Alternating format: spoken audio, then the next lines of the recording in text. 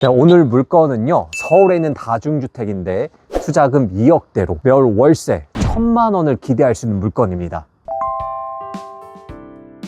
반갑습니다. 더 낙찰TV 류여솜입니다. 저희가 매번 촬영 나올 때마다 비가 많이 내렸었는데 다행히 오늘은 날씨가 맑습니다. 이렇게 맑은 날도 그리고 비가 오나 눈이 오나 매월 월세가 들어오는 다가구 가지고 싶으신 분들이 많으시죠. 이제 은퇴를 준비하시는 분들, 그리고 매일 힘들게 휴일 없이 일하시는 우리 자영업 하시는 분들, 이렇게 매월 고정적이고 안정적인 월세가 들어온다라고 하면요, 적어도 시간적으로는 자유로워지실 수 있지 않을까 생각이 듭니다. 그러면 조금 여유를 즐기시면서 지금과는 다른 인생을 사실 수 있으실 것 같아요. 그런데 각자의 자금 상황에 따라서 지금 다가구를 해야 할지, 어떤 다가구를 해야 될지 고민이 되시죠. 투자금이 충분하시고 여유가 되신다라고 하시면 서울에 있는 다가구를 하시면 됩니다. 그게 맞습니다. 하지만 투자금이 조금 부족하다라고 하시면 더 고민이 되실 것 같아요. 서울에 있는 다가구를 하자니 수익률 측면에선 좀 아쉬울 것 같고요. 그렇다고 지방에 내려가면 수익률 측면에선 너무 좋은데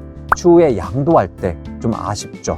하지만 오늘 소개시켜드릴 물건은요, 이런 여러분의 걱정에서 벗어난 물건입니다.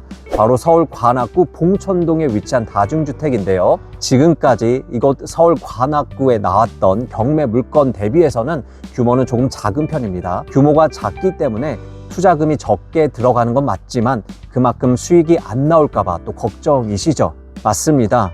이 서울에 있는 다가구는요, 지방 물건 대비해서는 수익률이 낮은 게 맞아요. 그런데 말입니다, 오늘 물건은요, 지방에 있는 다가구만큼이나 수익률을 올릴 수 있는 방법이 있습니다. 왜냐하면요, 서울의 핵심 일자리로 갈 수 있는 2호선 낙성대역 역세권인데요, 입지가 좋은 만큼 수요가 충분하고 공실 걱정이 없는 곳인데, 이 입지가 좋기 때문에 수익률을 극대화할 수 있는 방법이 있습니다. 이거는 제가 물건을 보면서 차근차근 설명드리도록 하겠습니다. 가시죠.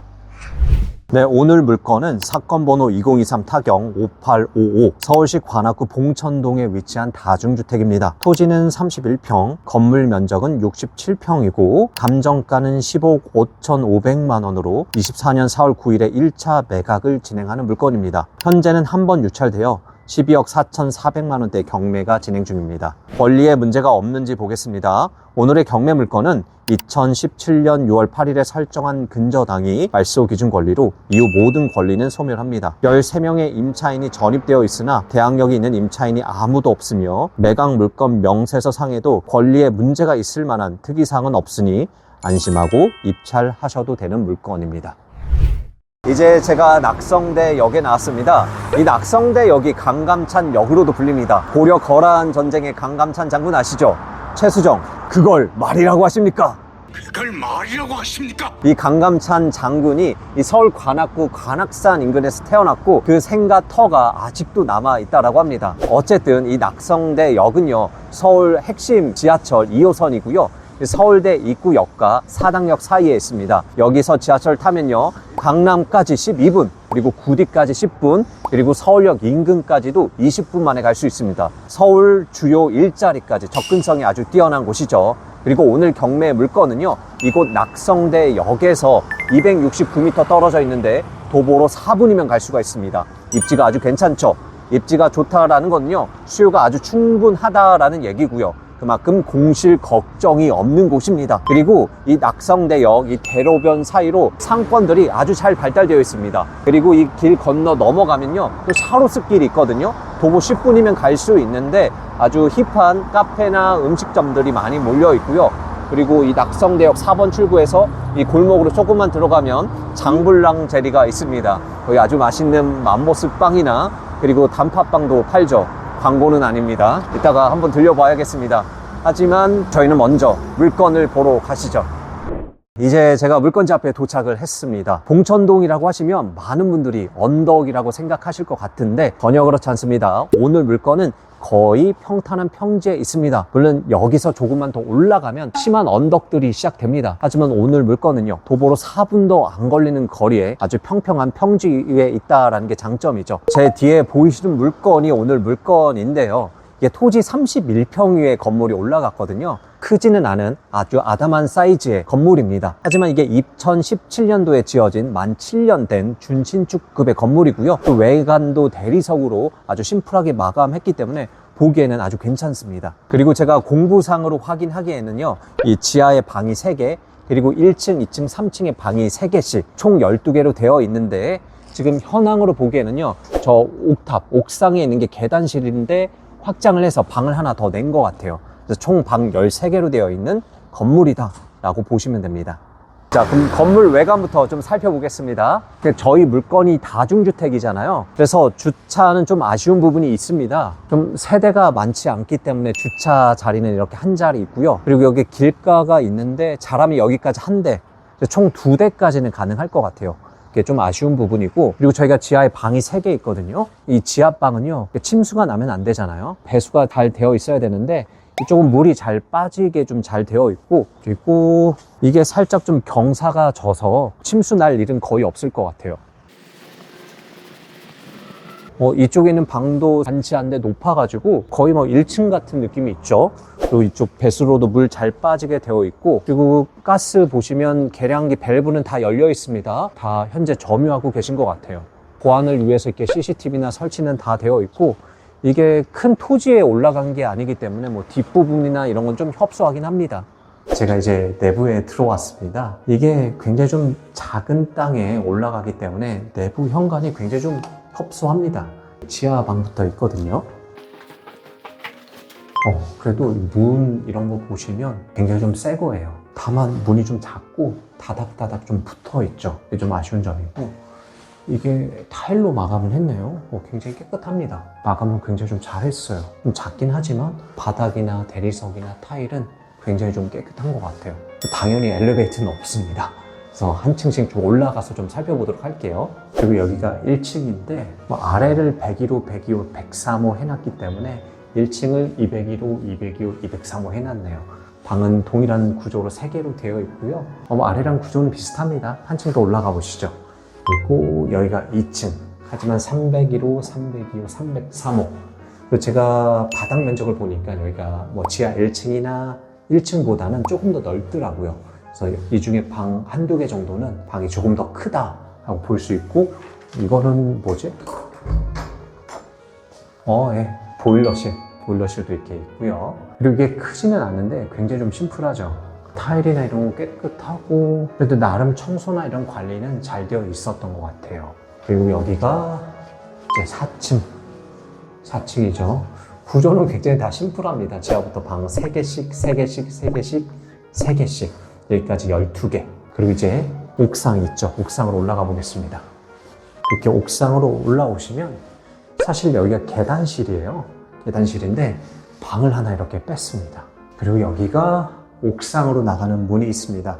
이 501호가 전체 옥상을 다 잡아먹지는 않고요. 이렇게 옥상도 있는 것 같아요. 나가볼게요. 네, 옥상으로 올라오시면 건물 자체가 크진 않기 때문에 옥상은 또 아담합니다. 또 바닥에 보시면 일부 크랙이나 좀 금간 게 있어가지고 이제 낙찰을 받으신다라고 하시면 한번 페인트는 하셔야 될 것 같아요. 그리고 계단실이 이렇게 원룸으로 되어 있죠. 이 원룸이 사실은 계단실인데 주거용으로 현재 사용을 하고 있는 거잖아요. 이게 패널 부분을 확장한 부분이어가지고 이게 사실은 위반 건축물인 거죠. 제가 관악구에 전화해서 확인을 해보니까 작년 기준으로 이행강제금이 한 140만 원 정도 나왔다고 합니다. 이렇게 방을 하나 더 만들어가지고 매월 월세를 더 받는 것도 방법이긴 한데요. 그런데 이게 나중에 여러분들이 매도를 하신다고 하면 문제가 될 수가 있어요. 이거는 많은 분들이 모르시더라고요. 사실 다가구든 다중주택이든 주택으로 허용된 거는 3개층입니다. 물론 지하는 제외입니다. 이렇게 확장을 하게 되면요, 3개층 이외의 호실들은요, 각 호실당 주택 하나로 잡습니다. 그래서 추후에 양도할 때 양도세 폭탄을 맞을 수가 있습니다. 그러면 이런 다가구 건물은 받지 않는 게 좋으냐? 아니요, 받으셔도 괜찮습니다. 사실 이게 해결할 수 있는 방법이 있습니다. 운영에 스킬이 필요한데, 근데 이 부분을 제가 방송에서 말하기가 좀 그래요. 양해 좀 부탁드릴게요. 이렇게 전체적으로 물건 쭉 한번 살펴봤고요. 제가 부동산도 들려보면서 시세는 어떠한지 확인해 보도록 하겠습니다. 좋아. 하나만 좀 여쭤볼게요. 혹시 방 내놓으면 월세 얼마 정도 좀 받을 수 있는지. 지금 뭐 월세가 없어요, 방이. 근데 거의 신축이잖아요. 5평이면 예를 들어 보증금이 1000이면 50 이상은 됐죠. 보증금 한 500으로 하면 55만 원 정도도 받으세요? 그래요. 약간 조금 더 넓으면 60 정도 받아요? 여기 전용이 7평짜리가 네. 안에 60짜리가 있어요. 그럼 저 이상은 못 받겠네요. 그 생활이 힘들죠. 그럼 전기가스 별도로 하면 관리비는 한 얼마 정도 받아야 돼요? 그전에는 뭐 7만원, 8만원 그랬는데 요새는 다 틀려요, 사람마다. 어떤 분은 뭐 8만원 받는 분도 있고 아주 비싼 분은 뭐 10만원 받는 분도 있고. 그래요? 여기 이렇게 수요는 좀 많죠? 그 위치가 너무 좋잖아요. 그렇구나. 그래서 어떤 분이 와갖고 자세히 물어보고 갔어요. 물어보고 가신 분도 있어요? 그 땅이 없어갖고 40평만 돼도 4천원 무난하게 받거든요. 근데 땅이 워낙 작아서 이제 나중에 지을 때 조금 어려움은 있죠. 30평 정도 돼요. 감사합니다.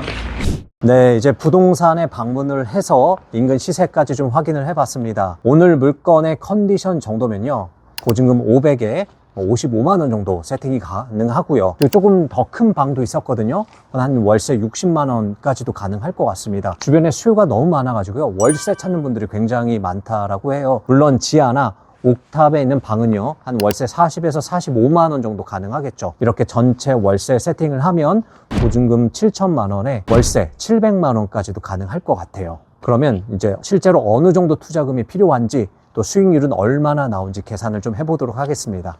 저희께 감정가가 15억 5천만 원이고요. 한번 유찰되면 최저 매각 가격이 12억 4천만 원대이거든요. 제가 계산을 좀 쉽게 하기 위해서 13억에 낙찰 받는다라고 가정을 할게요. 그리고 대출은 80% 받아서 10억 4천만 원 대출 받는다라고 가정을 해보면, 그럼 취득세와 여러 가지 이전 비용들 들어가는 게 한 6,500만 원 정도 될 겁니다. 그럼 초기 투자금은 3억 2,500만 원이고요. 그리고 보증금 회수가 되잖아요. 6,500만 원 회수가 되면 실질적으로 발생하는 나의 순투자금은 2억 6천만 원 되겠습니다. 그리고 수익률도 계산을 해보면요, 월세 700만 원에 관리비는 좀 달라질 수도 있는데 약 100만 원 정도 받는다고 가정을 하면 전체 800만 원이 들어오죠. 금리 5%로 계산해서 매월 월 이자 한 430만 원 정도 발생을 하고, 실제로 발생하는 관리비 한 50만 원 정도까지 계산을 하면 월 순수익은 320만 원입니다. 투자금 대비 수익률은 한 15% 정도 되는 거죠. 괜찮긴 한데 조금 아쉽죠.